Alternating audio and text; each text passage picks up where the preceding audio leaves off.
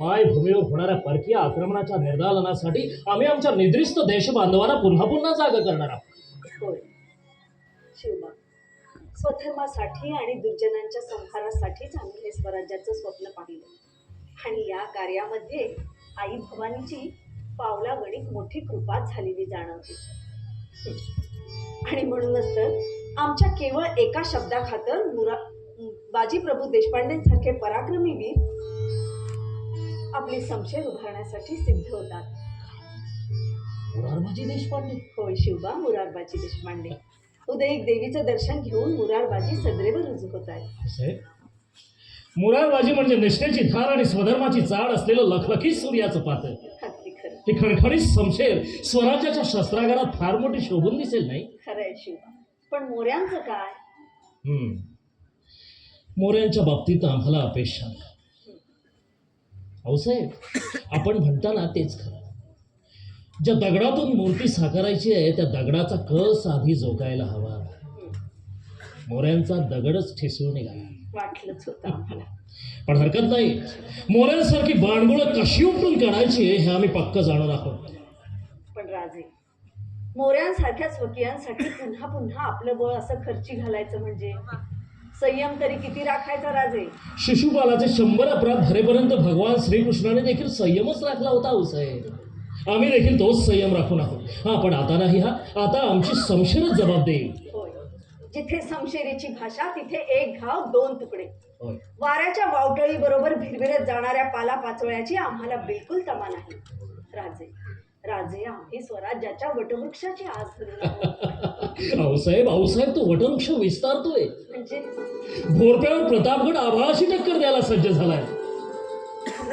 होय, जगदा, बघता बघता 6 बुरुजांचा हा बलाढ्य किल्ला मोठ्या दिमाखात उभा झाला.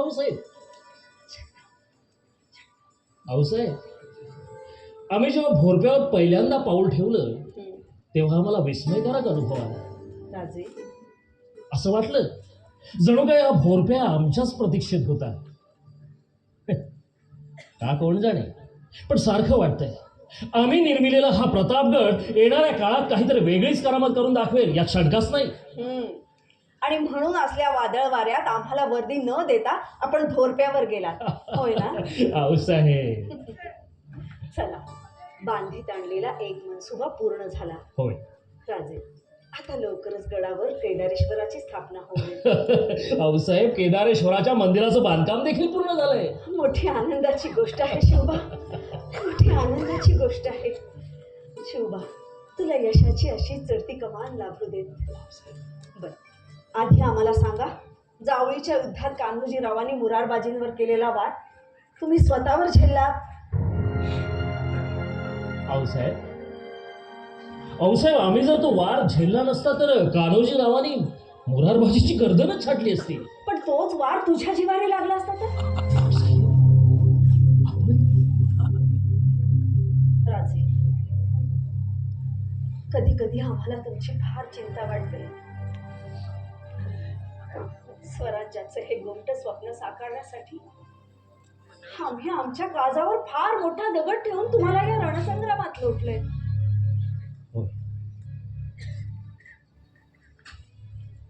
येणारा प्रत्येक प्रसंग आमच्या काळजाचा खडकाप उडवतो आणि मग शेकडो वेळा आमच्यातलीच आई आम्हाला सवाल पुसते, का का म्हणून एकुलत्या एक पुत्राला या स्वराज्याच्या यज्ञवेदीवर ढकलतेस? या यज्ञकुंडात प्रदीप्त झालेल्या धगधगत्या ज्वाळांमध्ये कुठल्याही क्षणाला त्याची समिधा होऊन जाईल याची जाणीव असताना देखील का?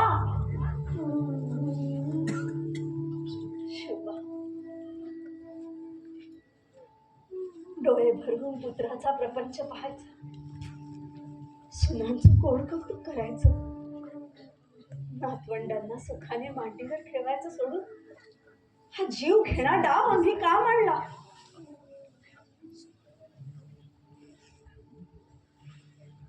ज्या क्षणी आमच्या अंतरंगात या सवालांचं काहूड माजतं त्या क्षणी आमच्या डोळ्यांसमोर आम्हाला दिसायला लागतो या सुलतानी सत्तांचा नंगा नाच.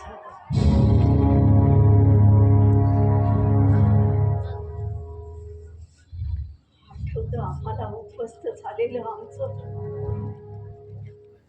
माहेर.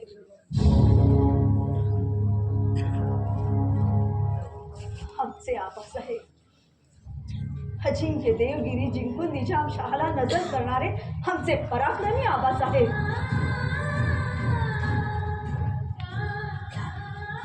ह्याच आमच्या आबासाहेबांची आणि आमच्या दोन्ही दादासाहेबांची भर निजामशाही दरबारात कपटाने हत्या झाली.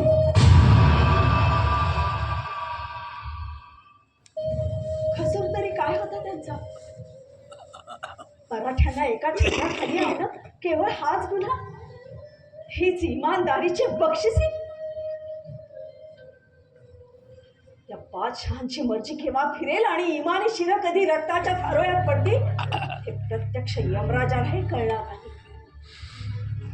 आमच्या सख्या दिरांना आणि आमच्या दादासाहेबांना आम्ही गमावलं तेही याच दरबारात. गोदावरी स्नानासाठी गेलेल्या आमच्या जावेवर मोहम्मद खानाने अत्याचार केला. तो मोहम्मद खान देखील ह्याच सुलतानी राजवटीतला.